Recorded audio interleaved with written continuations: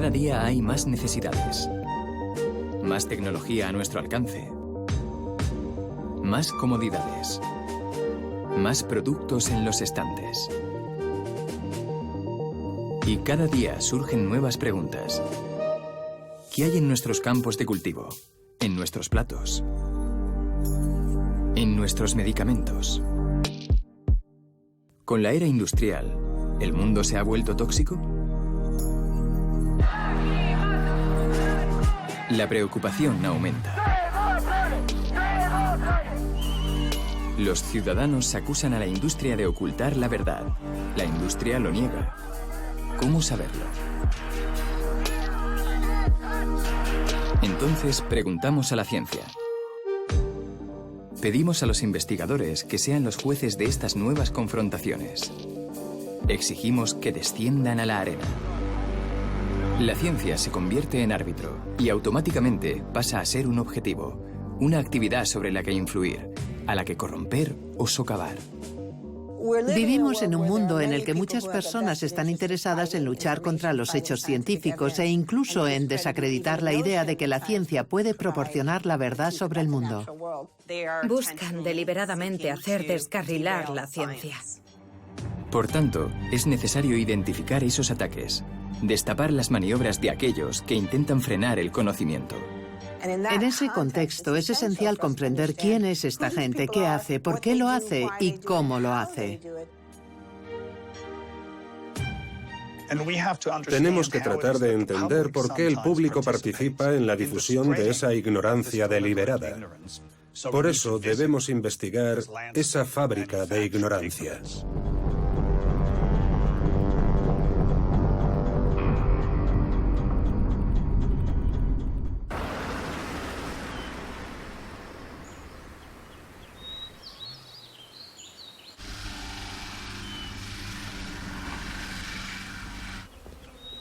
En el norte de Grecia, como en la mayoría de los países desarrollados, una hecatombe está afectando a las colonias de abejas.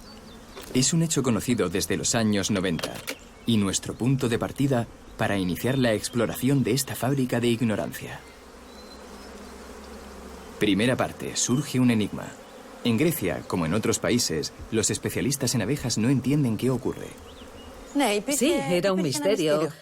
¿Por qué de repente había tantas pérdidas? Los informativos muestran a apicultores desesperados por doquier. Una alfombra de abejas muertas en la entrada de la colmena. Segunda parte, aparece un sospechoso. Una nueva generación de insecticidas en los campos de cultivo. El último invento de la industria agroquímica de nuestra época. Múltiples ingredientes activos. Cada fórmula de Syngenta es el resultado de años de exhaustiva investigación científica. Tan pronto como estos nuevos productos llegaron a los cultivos, las abejas comenzaron a desaparecer en masa. Por eso, rápidamente, las sospechas apuntaron en esa dirección. Tercera parte, se pide a la ciencia que investigue. Con ese propósito, Fania Gina realiza múltiples viajes de ida y vuelta entre su colmenar y su laboratorio. Los científicos, junto con los apicultores, debíamos encontrar la solución. Pero entonces comenzó el juego del gato y el ratón con la verdad.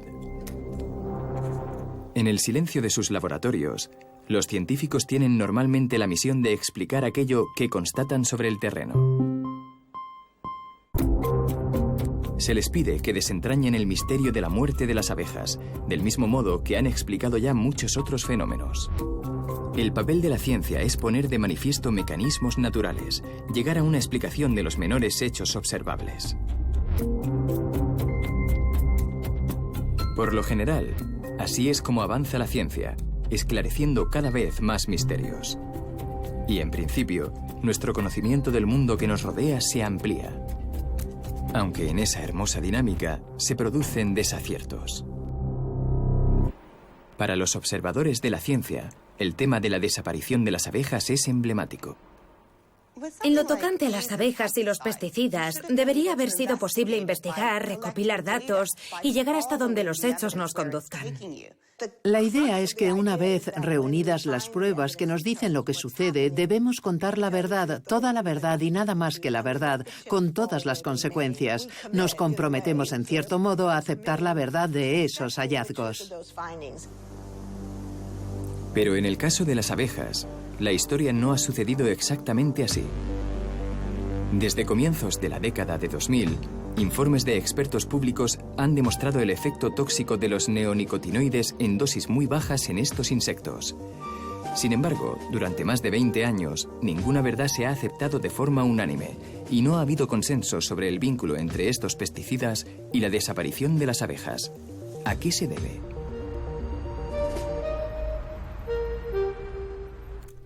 Para ver el panorama completo, se precisa un observador escrupuloso. Desde que se observaron estos trastornos en las abejas, se ha investigado mucho más las causas alternativas a los pesticidas. Patógenos naturales, como la berroa, la nosema, diferentes virus, pero también sobre las malas prácticas apícolas, el cambio climático, la pérdida de hábitat, la iluminación nocturna, el avispón asiático, otras especies invasoras, el pequeño escarabajo de la colmena. Hay muchas causas alternativas que se ha investigado más exhaustivamente que los pesticidas. Una simple búsqueda en una base de datos de estudios científicos lo demuestra. Desde el momento en que se sospechó de los pesticidas, aumentaron los estudios públicos y privados cuyo objetivo era analizar otras causas. En 2010, las autoridades veterinarias estaban desorientadas. No se ha llegado a una conclusión en ningún sentido. Yo no estoy capacitada y creo que no hay nadie capacitado actualmente. Cuantos más estudios se acumulan, menos claro lo ven los apicultores. Una paradoja que comienza a esclarecerse si miramos hacia atrás y nos fijamos en un caso anterior. Cuando ves que se produce un florecimiento de nuevos estudios en un área en particular, da la impresión de que está comprometido enteramente con la búsqueda de la verdad. Pero a mí me recuerda al tema de la industria del tabaco. It's what's up front that counts. And up front ahead of the filter. Para comprenderlo, hay que regresar a los años 50, cuando se convivía con el tabaco con una mayor despreocupación.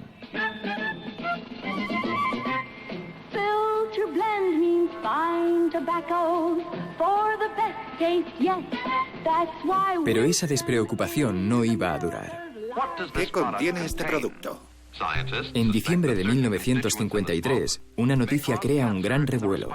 Unos investigadores acaban de causar cáncer en ratones, cepillándolos con alquitrán de cigarrillo. Ante tal descubrimiento, se desata de inmediato una batalla. Para las empresas tabaqueras supuso una crisis porque no podían contestar a las pruebas y decir son falsas. Solo podían decir no lo sabemos. Entonces los directores de las grandes compañías tabaqueras se reunieron en Nueva York. Ahora se sabe que tuvo lugar una reunión en el Hotel Plaza, en diciembre de 1953, entre los jefes de las 7 principales fábricas, conocidas colectivamente como Big Tobacco. Imaginemos la escena.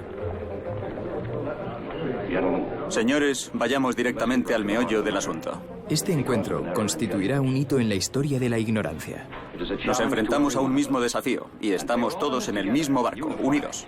Frente al progreso de la ciencia, los fabricantes de cigarrillos tienen un plan. Lanzan una campaña para decir, somos conscientes de lo que dice la ciencia, pensamos que hay problemas y ello nos preocupa profundamente. Vamos a lanzar una campaña para explicar ese punto básico y que llegue a todo el mundo. Deciden redactar una declaración pública. Nos comprometemos a ayudar en la investigación sobre el tabaco y la salud.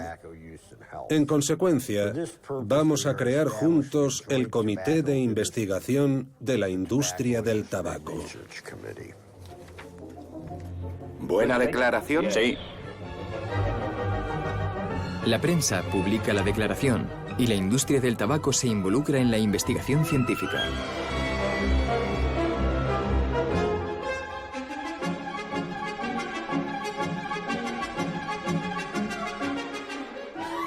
Créanme, amigos, para garantizar su placer de fumar y su seguridad, Chesterfield está en la vanguardia de la ciencia moderna. Chesterfield le proporciona hechos científicos. La creación de un centro de investigación sobre el tabaco tiene como objetivo no solo producir conocimiento, sino sobre todo producir un conocimiento que vaya en contra de otros hechos establecidos, de modo que utilizan un método científico contra la ciencia establecida. Se trata, en realidad, de utilizar la ciencia contra sí misma.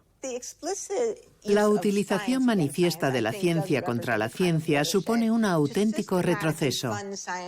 Invertir en investigación científica para desacreditar a la ciencia es un retroceso. Pero, ¿cómo se puso en práctica esa decisión? Financiaron lo que yo llamo investigación de distracción. Los laboratorios apoyados por las empresas tabaqueras definen los proyectos de investigación, los proyectos especiales, SP, todo el arsenal de la ciencia de distracción. Se busca, por ejemplo, el cáncer de pulmón en los no fumadores. Se busca su relación con el lugar de residencia, con las condiciones de trabajo, con los hábitos personales. Investigan en conejos si el cáncer de pulmón se puede explicar por toxinas o virus. Big Tobacco, la industria del tabaco, financia generosamente centenares de investigaciones. Algunos proyectos son muy útiles, como la búsqueda de precursores de enfermedades cardiovasculares. Otros son descabellados. ¿La yema de huevo o el zumo de tomate favorecen los tumores? ¿Cuál es la relación entre el cáncer de pulmón y la calvicie? ¿O entre ese mismo cáncer y el mes de nacimiento? Si ha nacido en marzo, afirma un estudio, corre más riesgos. Había que decir que las causas eran innumerables, que no se podía establecer una única causa. Se trata de difundir la ignorancia disfrazándola con múltiples datos. Una estrategia formidable, ya que el cáncer de pulmón se puede explicar, sin duda, por una combinación de factores. Identificar los diferentes factores de riesgo es norma habitual en la ciencia. Multiplicar las vías de investigación parece completamente legítimo, pero también puede resultar muy práctico para aquellos que quieren sembrar la confusión.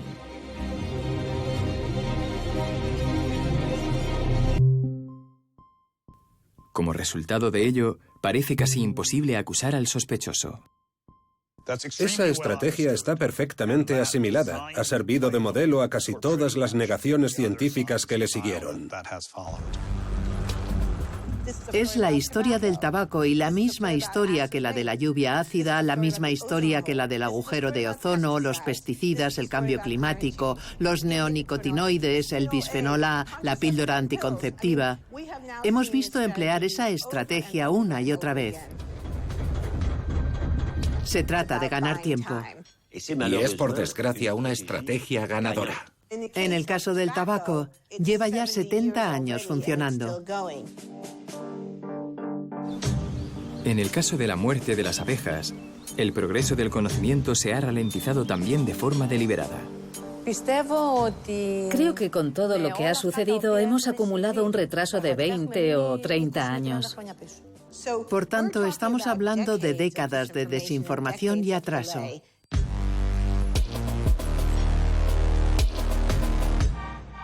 Mientras tanto, las empresas siguen acumulando dinero.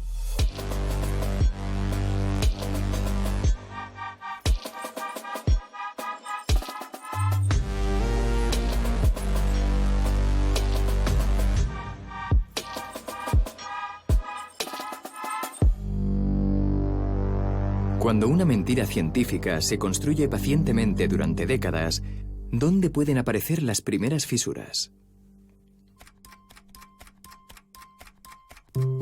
40 años después de las primeras alertas sobre el tabaco, en algún lugar de Estados Unidos, un simple empleado hace algo que lo cambiará todo.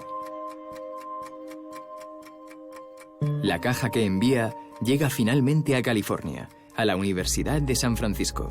Ese día, al profesor Glantz le espera una sorpresa. El 12 de mayo de 1994 aterrizó en mi oficina una caja llena de documentos de una fuente anónima. Se trataba de documentos internos provenientes de las más altas esferas de la industria del tabaco, en donde sus científicos, sus abogados, sus directivos, sus directores de relaciones públicas hablaban abiertamente sobre los peligros del tabaquismo. Un auténtico tesoro inesperado para el profesor. Fue como descubrir un nuevo mundo. Las filtraciones de documentos se multiplican y estalla la verdad. Los magnates de la industria están acorralados. Caballeros, los documentos recientemente divulgados han quebrantado mi confianza en que a sus empresas les importa la verdad. Estos documentos sugieren que la investigación científica ha sido manipulada por representantes de su industria. Si esto es verdad, deben saber que esta clase de comportamiento es inaceptable y no será permitida. Frente a la evidencia, los magnates del tabaco se ven obligados a hacer públicos archivos secretos correspondientes a varias décadas. Todos esos documentos constaban de miles de páginas. Actualmente hay 93 millones. Los documentos se guardan ahora en los archivos de la Universidad de San Francisco. Contienen los detalles de una gigantesca manipulación de la ciencia. Las tácticas implementadas, los científicos reclutados, las sumas pagadas. Entre los documentos, una nota interna de 1969 resume por sí sola la estrategia que decidió llevar a cabo la industria tabaquera. Sembrar la duda es nuestro principal activo, ya que es la mejor forma de competir con los hechos que conoce la opinión pública. Es también la manera de establecer una controversia. La estrategia clave es sembrar la duda en torno a la ciencia. La duda es el arma perfecta, es eficaz y perniciosa, porque es una parte integral y legítima de la ciencia, es esencial. Investigamos cosas porque planteamos preguntas, somos curiosos y también dudamos de que la explicación existente sea correcta. La ciencia necesita la duda. La palabra duda es parte integral de la ciencia. La ciencia duda. Pero hay dos tipos de ciencia. Está la ciencia establecida. Hoy no cuestionamos que la Tierra es redonda. No dudamos de que las manzanas caen con una aceleración aproximada de 9,8 metros por segundo cuadrado. Galileo lo midió. Podemos volver a medirlo y obtendremos el mismo resultado. Ahí no hay duda. La duda es la ciencia en marcha, es lo que estamos estudiando. Efectivamente planteamos hipótesis. Por tanto, la estrategia de la duda consiste en hacer que una ciencia estable, aceptada y establecida vuelva a estar sujeta a dudas. Lo que hizo la industria del tabaco fue coger una virtud y convertirla en vicio. Una inversión del método científico contra la ciencia.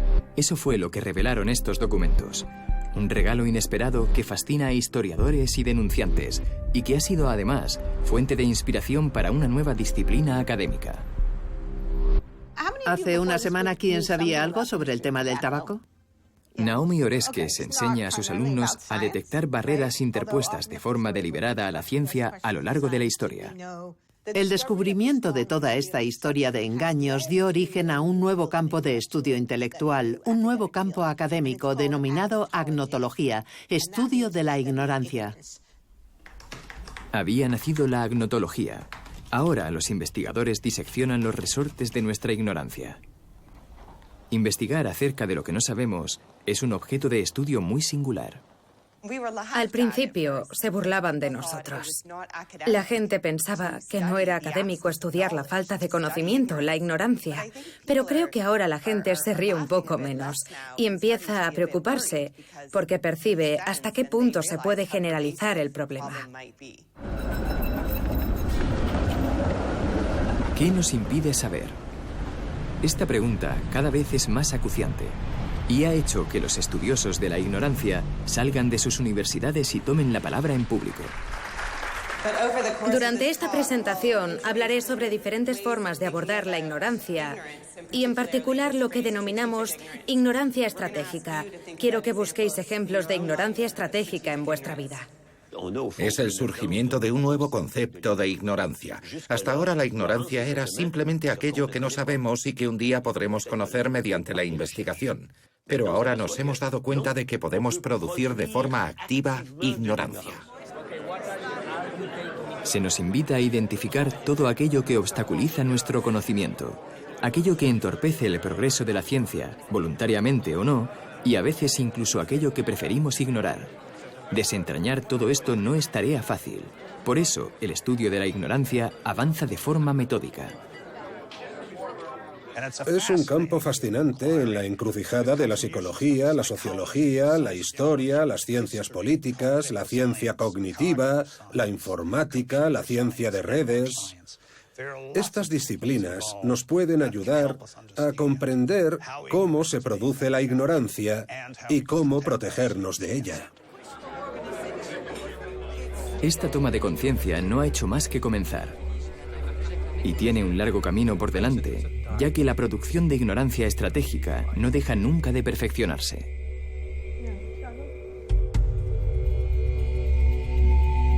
Para detectarla, es a menudo necesario bucear en los detalles de la práctica científica. Por lo general, cuando llega una innovación al mercado, viene acompañada de incontables sospechas. ¿Estos nuevos productos amenazan nuestra salud? Y sobre todo, ¿en qué dosis? Esa es la gran pregunta que ha dado lugar a las batallas más encarnizadas.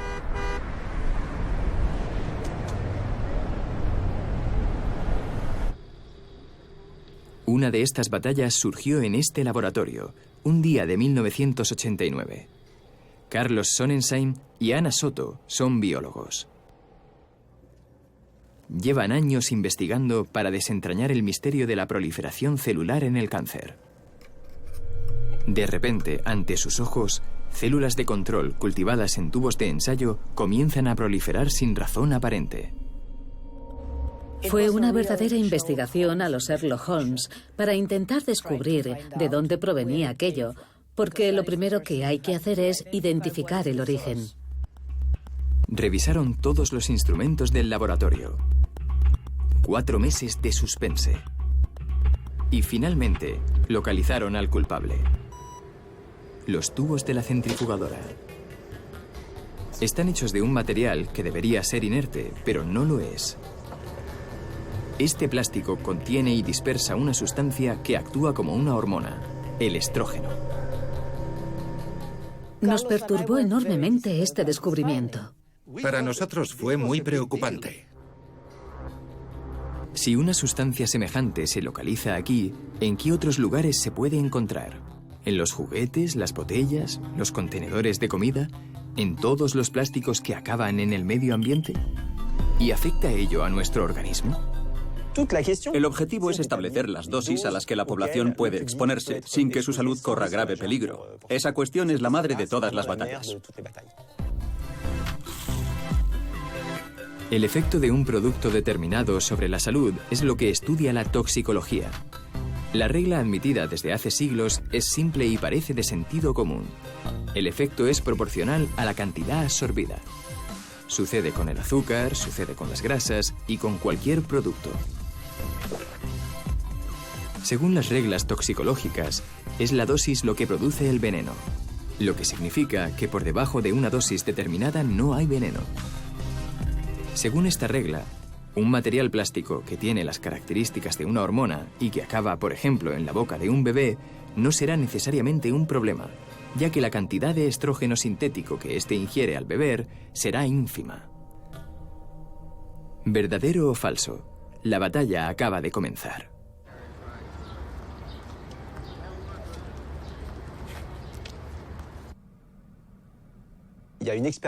Fred Von Saal, un investigador estadounidense de la Universidad de Missouri, llevará a cabo el primer experimento controlado en animales de laboratorio para tratar de evaluar la actividad de un plastificante muy común llamado bisfenol A. Esto tiene la misma estructura que un medicamento estrogénico. Utilizan una hormona sexual para fabricar plástico. Es de locos. Durante años, el profesor Bomsal y su equipo observaron ratones expuestos a diferentes dosis de bisfenol A. Para medir los rastros del producto, investigan lo que sucede en los límites de la detección en las máquinas más sensibles.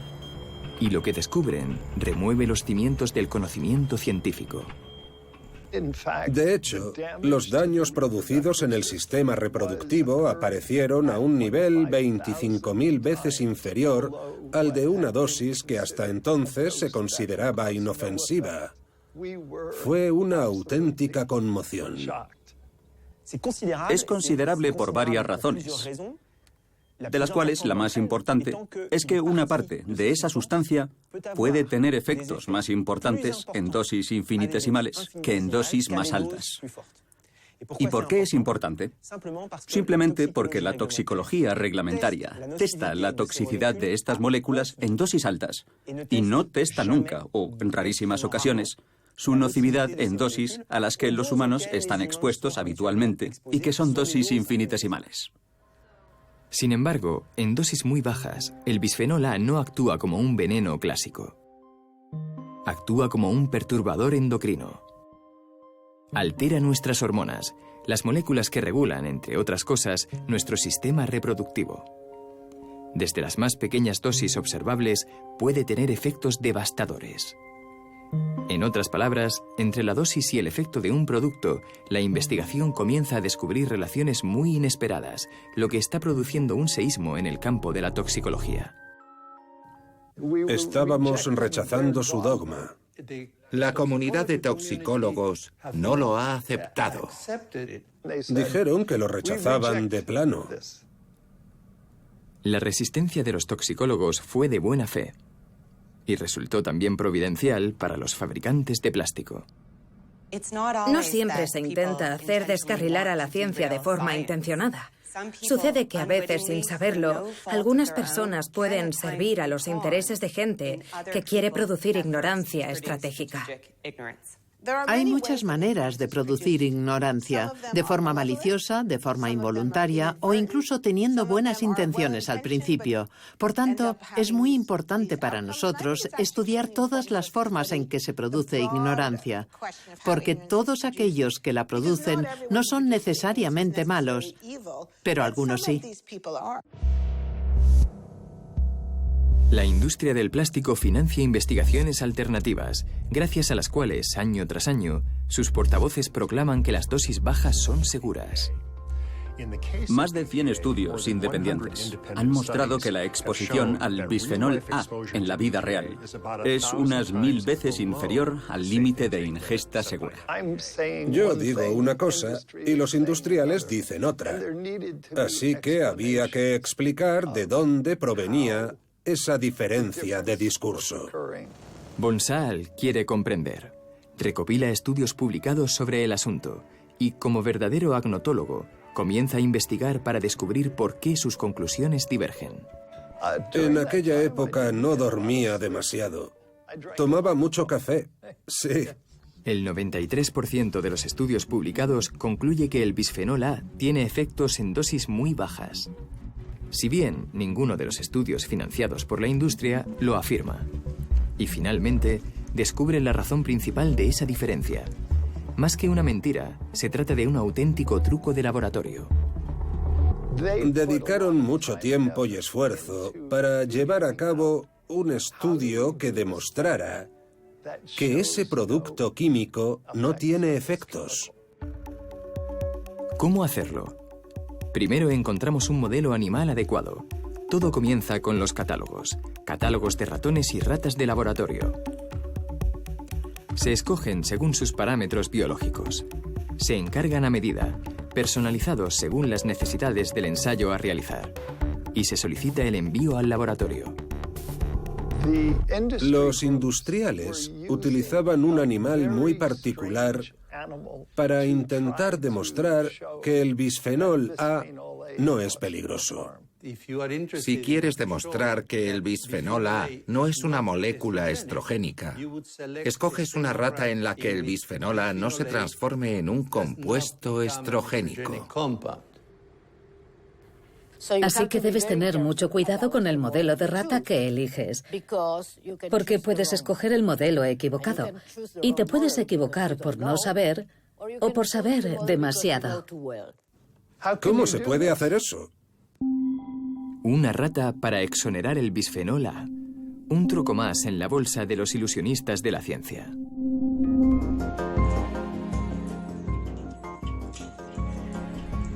Así, las ofensivas más insidiosas se esconden en el detalle, en los protocolos de la investigación, ese conjunto de reglas tan delicadas de desarrollar para garantizar la seriedad de un estudio.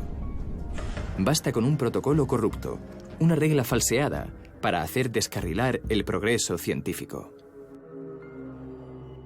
Lo que está en liza es que las decisiones políticas se basen en hechos, que una decisión política se base en la mejor evidencia disponible o se conciba para satisfacer a una industria en particular y su búsqueda de beneficios.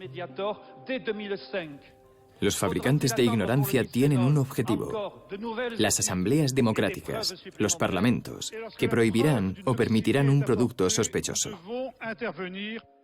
Vamos a pasar a votar este proyecto de ley. Si dejamos de basar las políticas en los hechos, habremos renunciado a la democracia. De vidrio o de plástico. A partir de ahora los biberones no contendrán bisfenol A. Aquel día, el gobierno francés prohibió los biberones afectados. Pero la prohibición solo atañe a un único interruptor endocrino, presente en un solo artículo, vendido en un solo país. Una victoria con cuentagotas 20 años después de las primeras alertas. Constituye un grave problema de salud pública que se está ocultando. En la población se observa un aumento considerable de trastornos metabólicos, de obesidad, de diabetes, de cánceres hormonodependientes, de trastornos neuroconductuales, de infertilidad. En esta explosión de casos, los interruptores endocrinos son los principales sospechosos, ya que nuestro organismo está imbuido de ellos. Durante este tiempo, los defensores de la industria del plástico siguen sembrando dudas. Un producto químico en nuestro cuerpo no es necesariamente nocivo. Estas afirmaciones se vierten en Internet. El bisfenol A es inofensivo. En las pantallas de nuestros dispositivos, muchas organizaciones sin una vinculación aparente con la industria hablan del bisfenol A, de fuentes de energía, de la desaparición de las abejas, del clima, de complementos alimenticios, del bienestar animal, del petróleo de esquistos. En Internet se difunde una ciencia a medida. Y el objetivo esta vez es el público, nosotros y nuestras opiniones. Porque hoy en día, para decir sí o no al diésel, a la homeopatía, al cigarrillo electrónico, hacemos un clic, damos un like, tuiteamos, retuiteamos. Esa es actualmente la opinión pública. Anónimas, planetarias, las redes sociales parecen el medio ideal para confundir el debate.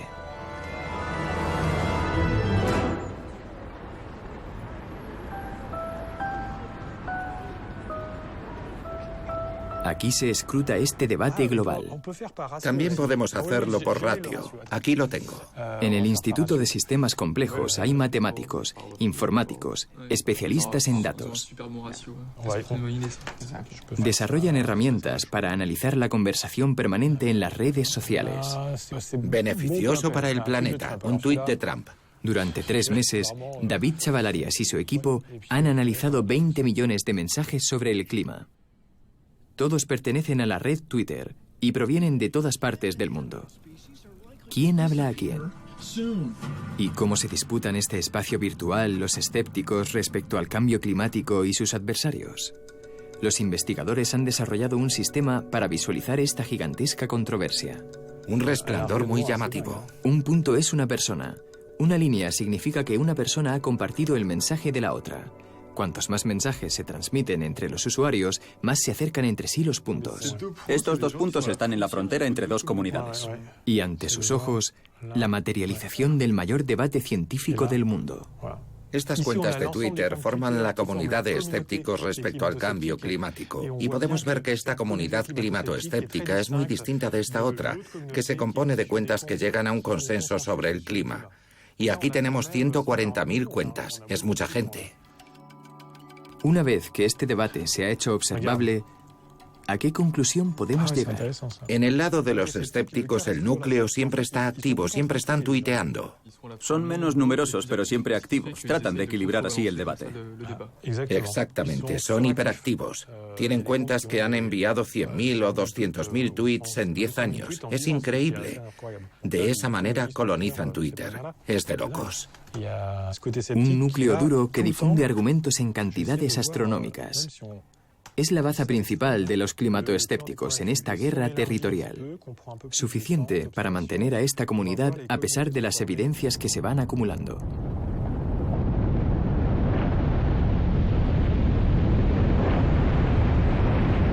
La comunidad científica es casi unánime en cuanto al calentamiento global y a que la influencia del hombre es clara.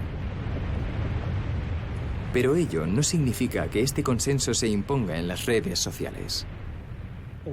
Con mucha frecuencia hay hechos científicos que contradicen las teorías escépticas sobre el clima, y es potencialmente peligroso para esa comunidad porque puede perder miembros.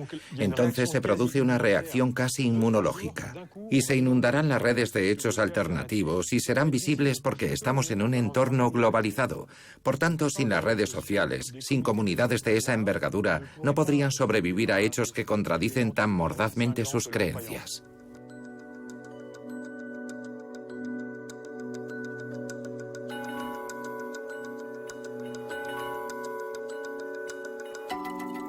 ¿Quién propaga así el pensamiento escéptico respecto al cambio climático y por qué razón? Retrocedamos en la cadena de mensajes. Tomemos, por ejemplo, esta cuenta de Twitter llamada Instituto Herland. ¿Quién hay detrás de este punto?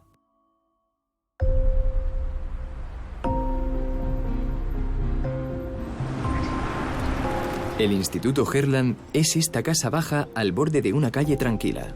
Unas oficinas donde el ajetreo brilla por su ausencia. Nos encontramos, sin embargo, en uno de los laboratorios de ideas más prestigiosos del mundo. Aquí se producen tweets, pero también artículos, conferencias, libros. El Instituto Herland tiene un experto en temas climáticos y un director de comunicaciones. Ninguno de ellos es científico, lo que no impide que esta organización difunda profusamente una ciencia contraria al cambio climático. Los hechos científicos más convincentes muestran que no existe crisis climática. No nos enfrentamos a nada de eso. El Instituto Herland es mundialmente conocido por nuestro trabajo con científicos que son escépticos en cuanto a que los humanos estén causando una crisis climática. Y es probable que mucha gente en todo el mundo nos odie porque somos muy conocidos por ello. Cuando la comunidad escéptica respecto al cambio climático se reúne, el Instituto Herland siempre está a la cabeza, actuando como patrocinador o copatrocinador de conferencias como esta, en Múnich, Alemania. Os animo a compartir con la gente la verdad y también las formas de encontrar la verdad, porque esa es la única manera de que prevalezca el pensamiento científico y triunfe la buena ciencia. ¿Quiénes son estos investigadores que perseveran contra el consenso? ¿Son escépticos porque son más escrupulosos que los demás? ¿Más rigurosos? ¿Qué base racional hay para decir que un clima un poco más cálido es malo? No hay una base racional para afirmar algo así. ¿Están subvencionados por la industria del petróleo para negar los efectos del CO2 en el clima? No nos enfrentamos a una catástrofe por el aumento del nivel del mar. Es habitual buscar vínculos entre los escépticos respecto al cambio climático y la industria. Pero según Naomi Oreskes, la mejor explicación está en otra parte. Como historiadora, estudió el recorrido de los primeros científicos en dudar del calentamiento global, físicos eminentes.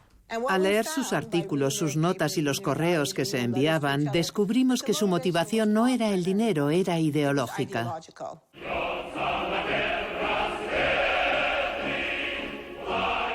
Aquellos físicos tuvieron papeles destacados durante la Guerra Fría, creían profunda y sinceramente en la amenaza comunista. La arena de la confrontación entre la Unión Soviética y los Estados Unidos en aquella época era la carrera espacial. Para ostentar el liderazgo en la Tierra, Estados Unidos necesita el liderazgo en el espacio. Los físicos estadounidenses se movilizan para crear un programa militar y espacial. La ciencia al servicio de una idea. Pensaban que sus trabajos científicos ayudaron a contener la amenaza comunista y a proteger la democracia estadounidense. Posteriormente, el mundo comunista se derrumba. Victoria para Estados Unidos y para los físicos comprometidos con la cruzada por su supremacía. Sin embargo, no abandonan la batalla. Se celebra una conferencia en Washington. Entre los oradores, Fred Singer, un pionero de la conquista espacial. Pero no interviene para hablar de cohetes, sino del clima. En primer lugar, deben saber que no existe un argumento científico real que respalde el supuesto calentamiento global. Cuando la Guerra Fría terminó, se diría que necesitaban un nuevo enemigo. Y lo encontraron en los ecologistas, a los que veían como comunistas enmascarados. ¿Qué quieren? ¿Cuál es su verdadero objetivo? Su verdadero objetivo es el control político de la economía. La pretendida crisis climática es su pretexto para hacer lo que siempre han querido hacer. Se trata de remodelar la sociedad a la imagen del socialismo. El Instituto Herland se planta y dice no. Siguiendo la estela de aquellos científicos que abrazaron una ideología, el Instituto Herland es el heredero de una época. Yo soy hijo de la Guerra Fría. La libertad es un tesoro. Pero ahora el cambio climático amenaza incluso la existencia de la vida en la Tierra, y ello exige intervenir de forma contundente, y eso ellos no lo aceptan.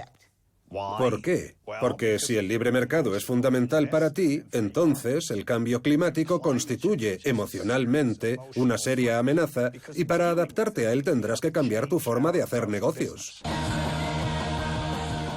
Y para algunas personas supone un reto demasiado grande. Significaría eliminar los viajes en avión y los coches de gasolina. Significaría destruir una cuarta parte de nuestros coches y de las centrales eléctricas. Nuestro estilo de vida está en peligro. Y no hay una razón científica. Nuestro estilo de vida, nuestro frenesí consumidor, nuestras formas de producir. Eso es lo que habrá que cambiar si la ciencia concluye que los seres humanos son responsables del calentamiento global. Algo impensable para algunos. La ciencia sí, pero no la ciencia que amenaza nuestras convicciones o nuestros valores. No si nos impide vivir felices y sin preocupaciones. ¿Y si a veces tuviéramos también la necesidad de no saber? La psicología ha identificado claramente los mecanismos cognitivos individuales mediante los cuales, sin saberlo, construimos nuestras creencias y limitamos nosotros mismos nuestros conocimientos. Esa tendencia que puede convertir nuestro cerebro en una pequeña fábrica de ignorancia.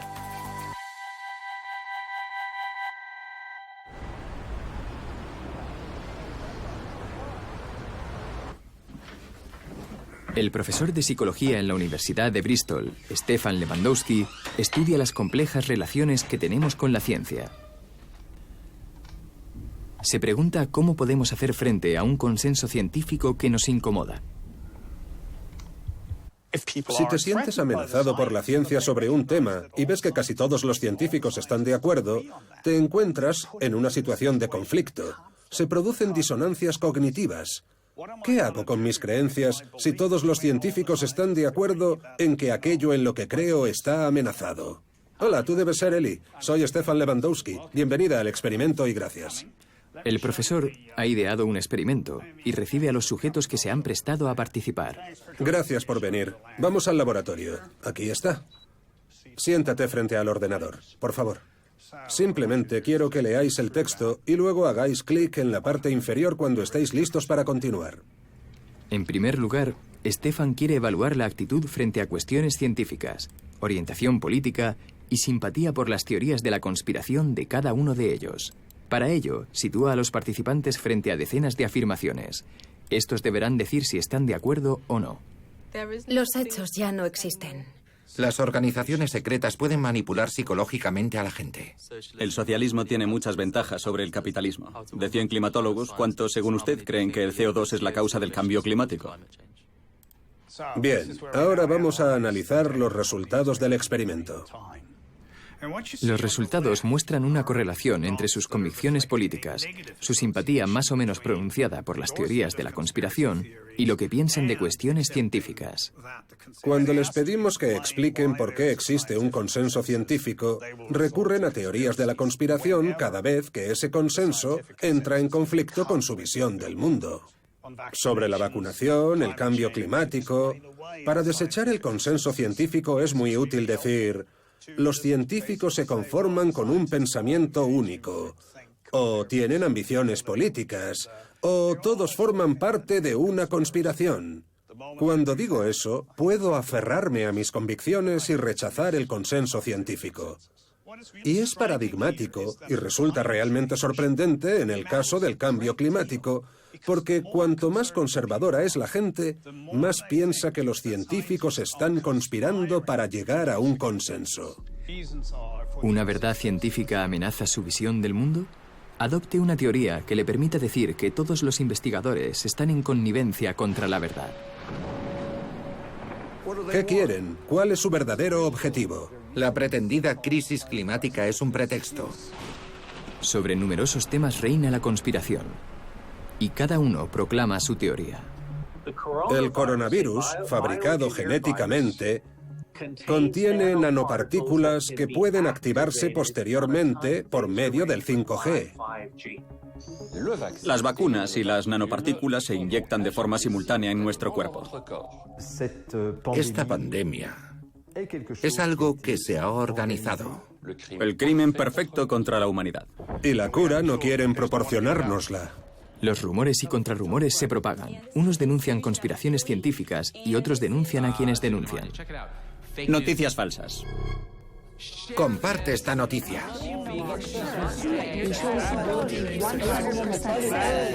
En las redes sociales es un bando contra otro. Puedes decir sí ahora mismo. ¿Han suplantado estos enfrentamientos al lento y minucioso proceso científico? ¿Será, al final, a cada cual su verdad? Si dejo caer este lápiz, observamos la gravedad. Cualquier opinión al respecto carece de relevancia. Las víctimas del cambio climático, las víctimas de la contaminación de partículas finas o de enfermedades infecciosas donde se ha dejado de vacunar. Estos rostros son un recordatorio de que rehuir la verdad científica tiene consecuencias. Los hechos siempre terminan prevaleciendo. Y pese a todo, nuestros conocimientos progresan, se van construyendo, venciendo dificultades a lo largo de la historia.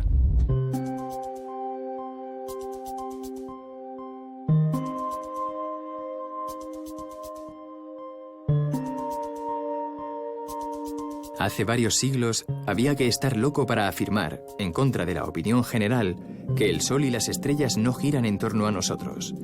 Pero, ¿qué es la Tierra que gira sobre sí misma como una peonza? Los primeros que intentaron demostrarlo lo pagaron caro.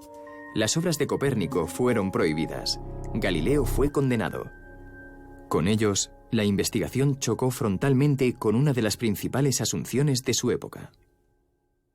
No debemos olvidar que la ciencia siempre ha estado arraigada en nuestra sociedad y por tanto el contexto social global siempre ha ejercido cierta coacción contra ella. Hace 300 años, el progreso científico chocó con la Iglesia. Pero hoy es el mercado el que ha asumido el papel de la Iglesia. Es la economía quien se ha convertido en una autoridad a la que es difícil desafiar.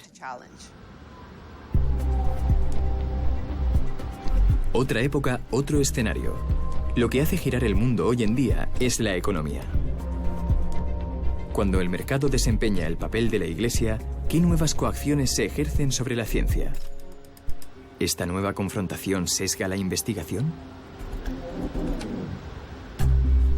Existe, por supuesto, el caso del investigador atrapado en un conflicto de intereses, el científico que dejará de ser objetivo porque recibe financiación que influye sobre él.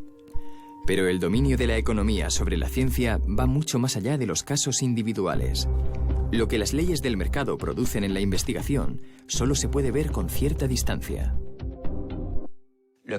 El marco actual en el que se hace la ciencia influye enormemente en la ciencia que se hace. La economía de mercado limita la ciencia. Valoriza y privilegia la ciencia que se puede rentabilizar, que es lucrativa. Los investigadores deben generar dinero y encontrarlo. Y ello ha dado lugar a una ciencia convertida en un mercado en el que cada cual debe atraer la atención.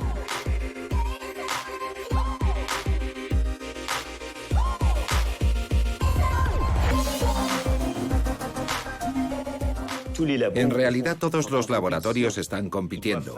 Deben hacer valer sus especificidades y utilizar las palabras clave que estén un poco de moda. A comienzos de la década de 2000, la palabra clave era genómica. Si decías que estabas trabajando en genómica con fines médicos, recibías millones de dólares. Por tanto, en el año 2000 el investigador debía decir la palabra genómica. En 2010 debía decir nanotecnología. Y en 2020 debe decir inteligencia artificial. Bueno, Sofía, creo que ya estás preparada. La competencia actual orienta a la ciencia en una dirección determinada. Han mejorado un poco mi mente, mi inteligencia artificial. Esto es genial. Puedo andar. Y entre tanto hay todo un conjunto de campos desconocidos que permanecen inexplorados. Por estar menos de moda o ser menos rentables a corto plazo, algunos territorios científicos son excluidos. Algunos investigadores han definido lo que ellos llaman la ciencia no hecha. Se trata de dominios científicos inexplorados que no se estudian porque el atractivo comercial para hacerlo es escaso. La undone science, o ciencia que no se hace, es el experimento que no ha lugar, el laboratorio que ni siquiera se ha abierto. Es un estudio epidemiológico que no existe porque nunca se ha financiado. Son las obras científicas que nunca se han escrito. La tesis médica que nunca se ha publicado. Son los vastos territorios de la ignorancia que no se exploran porque no reportan nada. Porque preferimos no saber. O porque nunca hemos pensado en ello.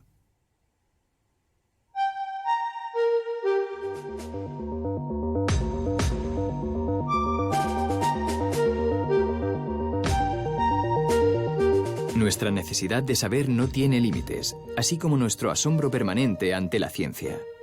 Pero también vemos la ciencia amenazada. Vemos cómo se propaga un virus y cómo la negación científica se propaga con él. El COVID no es un problema. No es tan mortífero. No es un problema para muchos médicos. Las controversias se multiplican y perturban nuestro entendimiento.